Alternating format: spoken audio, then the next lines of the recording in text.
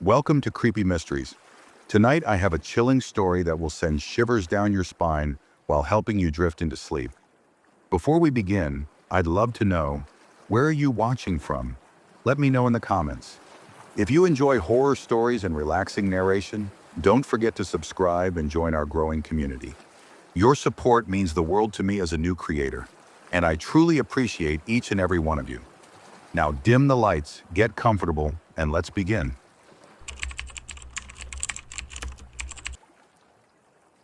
It started as just another late-night drive. I was heading home from a weekend at my friend's cabin, a good 5-hour drive from my apartment. It was already past 11 p.m. and I was exhausted, but I figured I could push through and make it home by morning. The highway stretched on for miles, empty and silent. My only company was the occasional green road sign and the faint hum of the radio playing static-filled music. There were barely any cars on the road, just an occasional truck passing by, their headlights flashing in the darkness before disappearing into the distance. I was about 2 hours from home when I saw him, a hitchhiker. He was standing on the side of the road, just beyond the reach of my headlights. At first, I almost missed him. His clothes were dark, blending into the night. But as I got closer, I saw his face, or at least I thought I did. His features were off, like they didn't belong to him. It was like his face was borrowed, too smooth, too still, like a mask stretched over something else. I wasn't about to pick up a stranger in the middle of nowhere, so I kept driving. But as I passed him, I swear, I saw his mouth move. He whispered something. I was going about 60 miles per hour. My windows were up, my music was playing, but I heard it. "Don't stop." I shivered. Maybe I was just tired hearing things. I pushed the thought out of my mind and focused on the road. But then, he was there again. A mile down the road, standing on the shoulder, the same man, same dark clothes, same unsettling face. It wasn't possible. I hadn't seen another car pass me. There was no way he could have gotten ahead of me on foot. I felt a cold chill creep up my spine. I stepped on the gas, my heart hammering in my chest. The next few miles passed in silence. Then in my rearview mirror, movement. I swear I saw something, just for a second, sitting in my back seat. I nearly swerved off the road. My breathing was ragged, my pulse thundering in my ears. I flicked on the interior light, but the back seat was empty. I laughed nervously, trying to convince myself I was just tired, that my mind was playing tricks on me. But then, my radio cut out. The music was gone, just static now. And in between the static, a voice, faint, like a whisper. "Don't stop." I slammed the power button, turning the radio off. I needed to get home.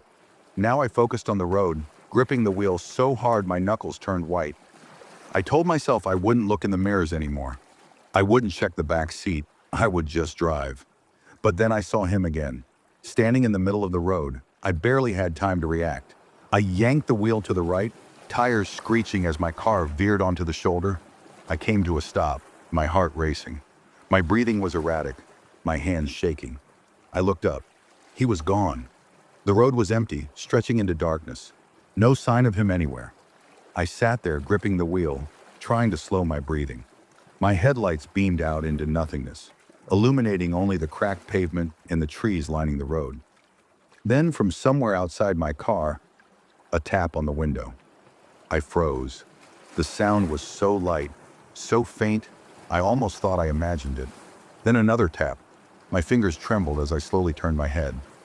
There, just outside my driver's side window, a face, the hitchhiker, but his expression had changed. He wasn't neutral anymore. He wasn't just standing there, waiting. He was grinning. His lips stretched wide, too wide, revealing teeth that were too many, too sharp. I couldn't breathe. Then he spoke, not with his mouth, but inside my head. His voice was everywhere, inside me, around me, whispering through the static of my dead radio. "You should have stopped." The next thing I knew, my car was moving. I don't remember stepping on the gas, but suddenly I was flying down the highway, headlights cutting through the night. My mirrors were wrong.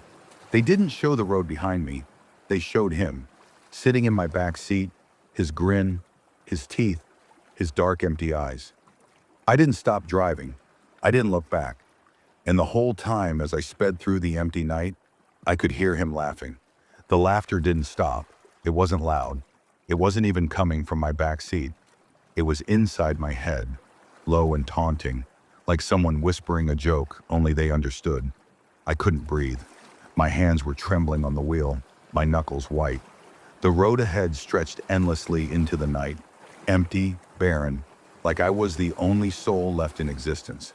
I didn't dare look in the rearview mirror again, but I could feel him there, watching, grinning.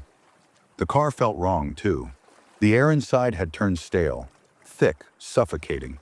The temperature had dropped drastically, like the inside of a freezer. My breath was coming out in short, visible puffs, and my fingers were so numb I could barely grip the wheel. I needed to get off this road. I needed to find another car, a gas station, anything. But the highway just kept going. No signs, no exits. Just the endless stretch of pavement disappearing into the darkness. I reached for my phone, desperate for some kind of connection to reality. My fingers were shaking so badly I almost dropped it. No signal. Of course. And then, from the back seat, a voice. Not a whisper this time. Not inside my head. A real, physical voice. "Where are you going?" My heart stopped. I couldn't do it. I couldn't turn around. The air behind me felt thick, wrong, like if I moved even an inch, something cold and hungry would wrap itself around me. The voice spoke again. "You're lost, aren't you?" I swallowed hard. My throat was dry, my chest tight with panic. I stepped on the gas, pushing the speedometer past 80. My headlights sliced through the fog-covered road, but no matter how fast I went, the feeling didn't go away. The voice chuckled. "You should have stopped when I told you to." A cold breath slid against my neck. Something was behind me. I couldn't take it anymore. I risked a glance in the rearview mirror. He was sitting there, not grinning this time, not moving, just watching me. His face looked even more wrong now. His eyes too big, his skin too smooth, like it was stretched too tightly over his skull. His grin was gone, but his teeth were still visible. Not because he was smiling, because his lips weren't moving when he talked. "You can't leave this road." The moment I looked at him, the car started shaking. The wheel jerked in my hands. The tires screeched like they were being dragged across pavement. The headlights flickered. Then, the road changed. The yellow lane markings disappeared. The asphalt cracked and split, turning into rough, uneven dirt. The trees lining the road weren't trees anymore. They were figures, standing tall, motionless, watching. They had no faces, just dark, empty heads turning toward me as I passed. My stomach twisted in terror. This wasn't real. This couldn't be real. I slammed the brakes. The car skidded, dust kicking up in the red glow of my taillights. The silence that followed was deafening. I didn't want to look up, but I did. The hitchhiker was gone. But something was wrong with the windshield. It wasn't fogged up anymore. It wasn't even cracked. It was gone. Just an empty void where the glass should have been. Beyond it, there was no road, no sky, no trees, just darkness. Then something moved in that darkness. A figure, tall, unnaturally thin. I couldn't see its face, but I could feel it watching me. A long, bony hand reached out from the void, its fingers stretching toward my open windshield, toward me. I couldn't move. Then, a voice whispered through the silence. Not from behind me this time, not inside my head, from outside the car. "Last chance." I didn't wait. I slammed my foot on the gas. The car lurched forward, straight into the void. For a second, there was nothing. No sound, no movement, just black. Then, I was back on the road, the yellow lane markings, the trees, the cracked pavement. I gasped for air, gripping the wheel so tightly my hands ached. My heart was hammering so hard I thought it might burst. I checked my mirrors. Empty. I was alone. The radio crackled to life. The static returned. And then, beneath it, a whisper. "See you next time." I didn't stop driving. I didn't look back. And I didn't breathe easy until I saw the first highway exit sign in hours. Even then, I couldn't shake the feeling that I had never really left, that I had just escaped. For now.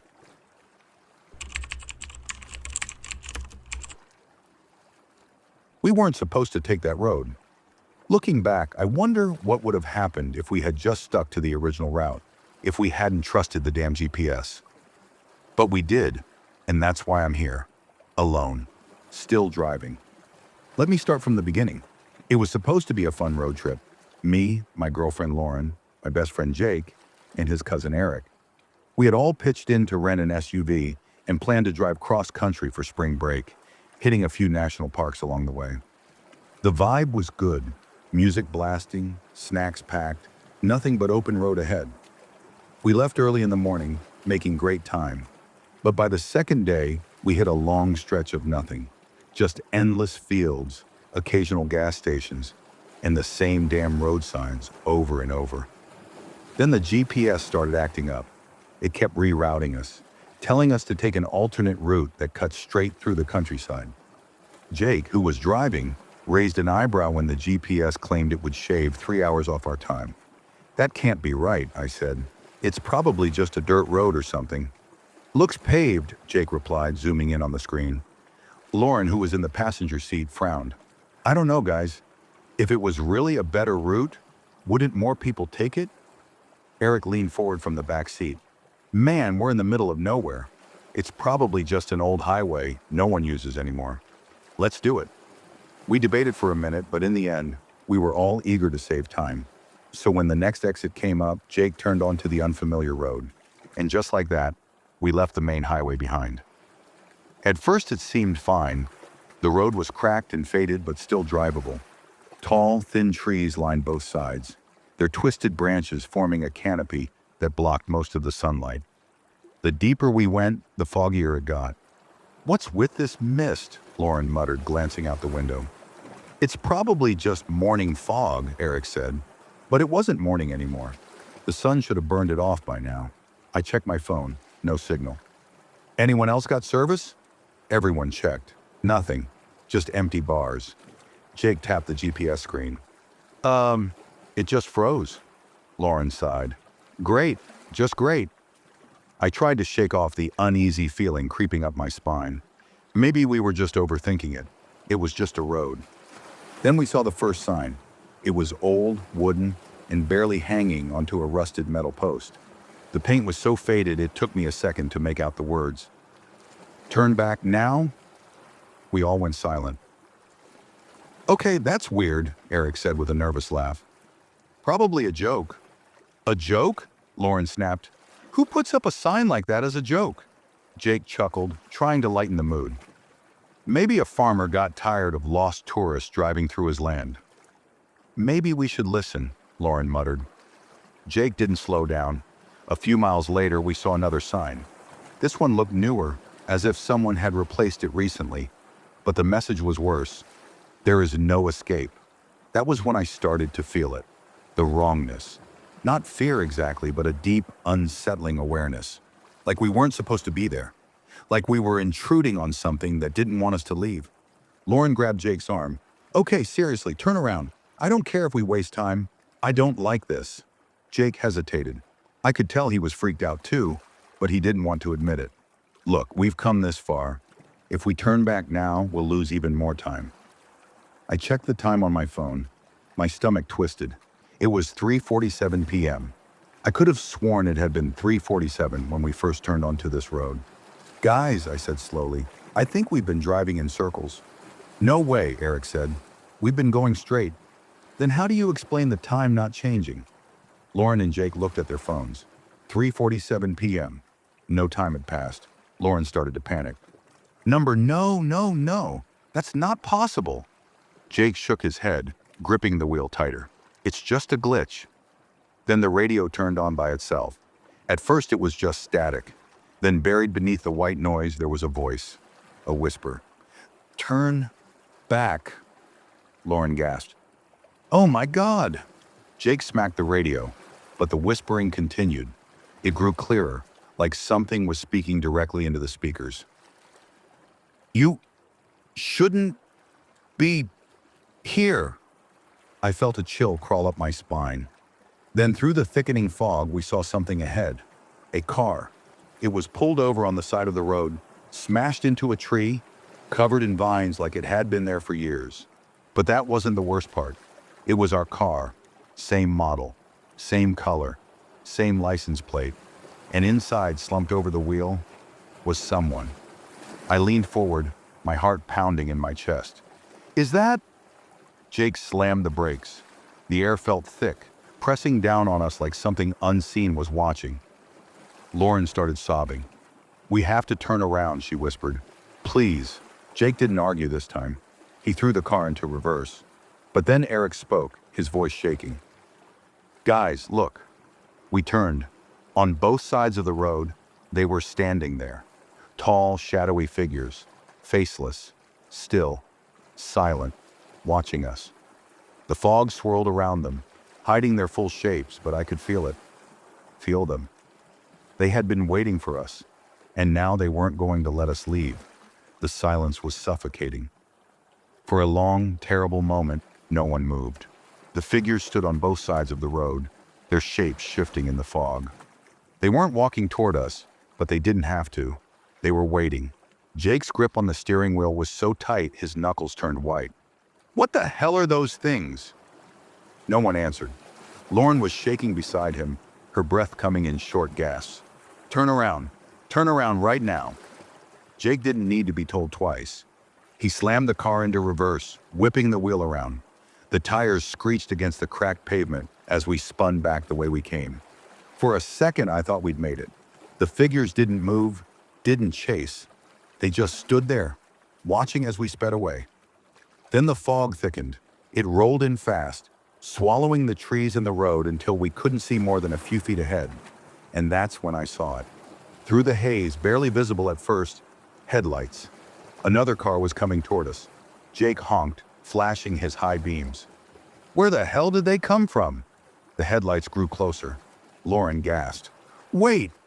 I saw it at the same time she did. The oncoming car wasn't just similar to ours. It was ours. Same make, same model, same license plate. I barely had time to process it before Jake yanked the wheel, trying to avoid the collision. The SUV swerved violently, tires skidding as we nearly spun out. The other car should have hit us, but it didn't. The moment we veered off, the headlights blinked out, just gone, as if the car had never been there. Jake pulled over, chest rising and falling rapidly. Did that just happen? No one spoke. The silence in the car was as thick as the fog outside. Lauren reached for my hand, squeezing it so hard it hurt. Her fingers were ice cold. We need to get out of here. Eric nodded, his face pale. Yeah, no more shortcuts. Let's go back to the main highway. Jake swallowed hard and put the car in drive. We continued forward, moving faster this time, desperate to leave this nightmare behind. But then, we saw it again. The same wrecked car, the same tree, the same decayed body slumped over the wheel.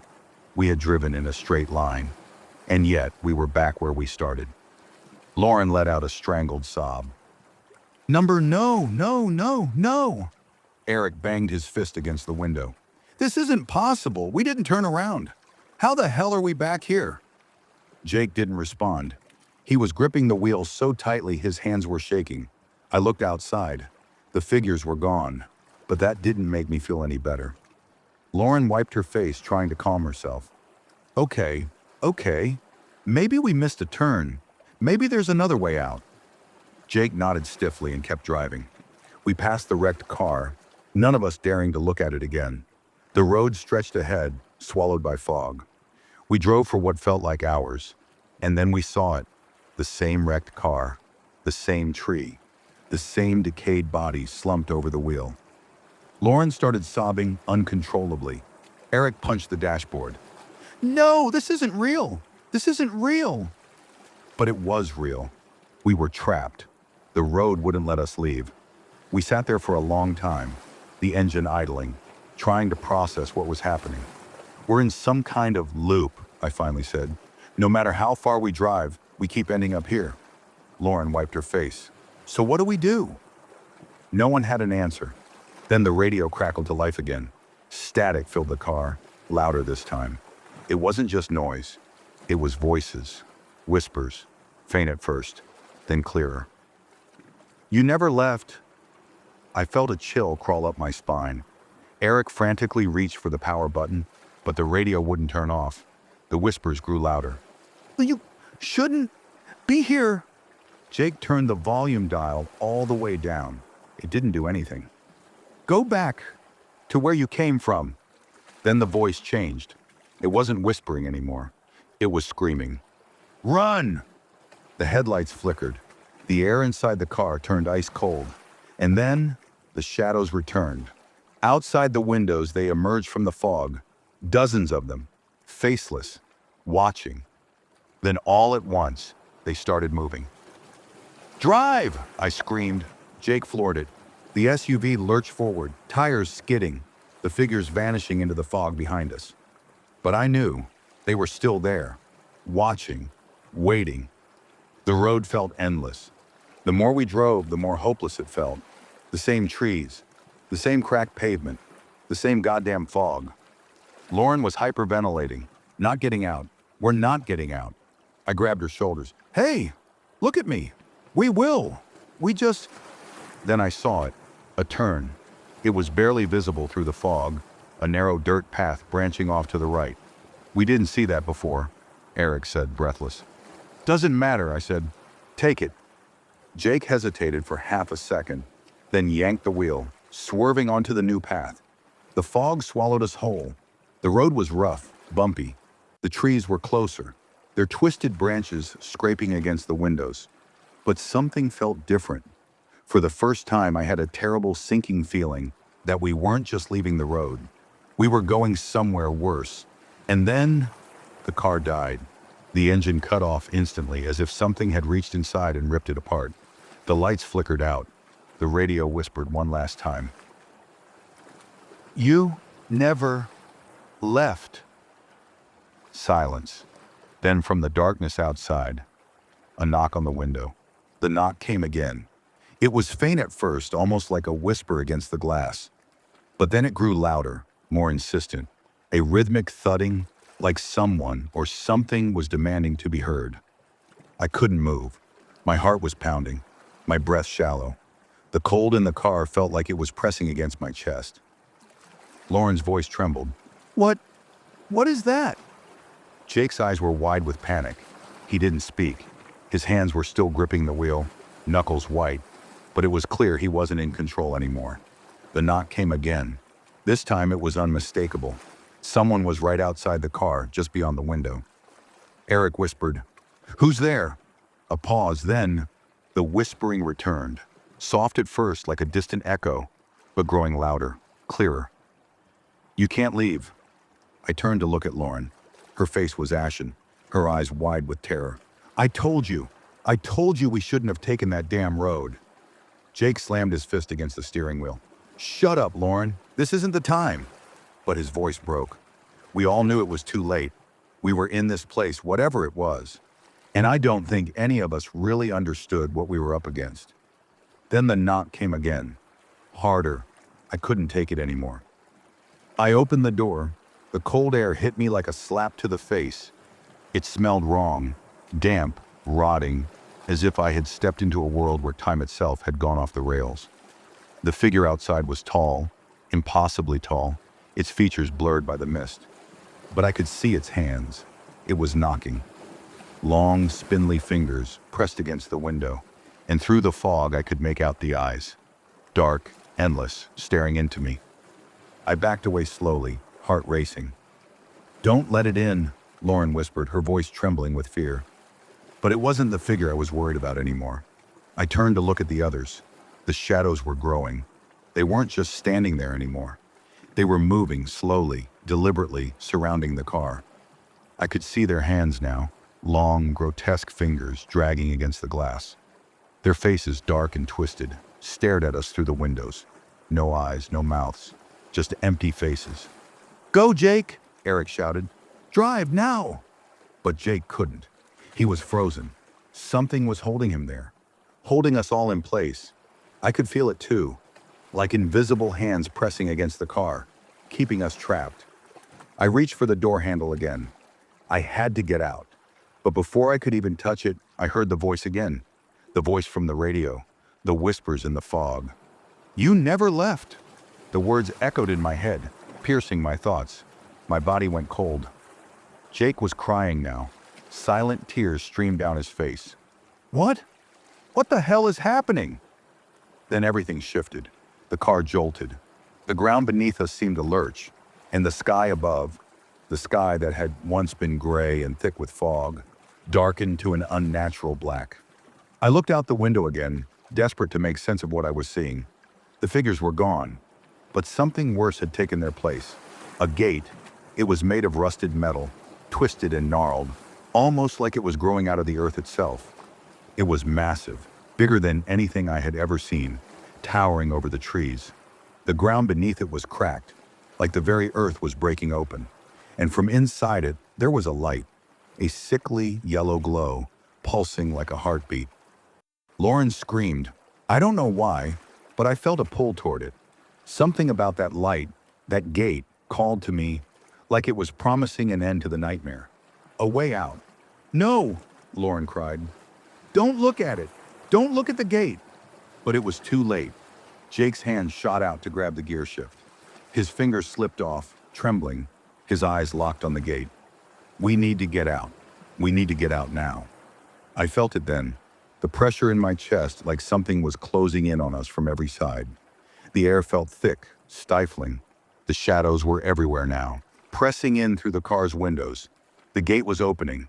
I could hear it, creaking, like rusted metal being forced open after years of disuse. Then I saw it, the faces, hundreds of them, no, thousands.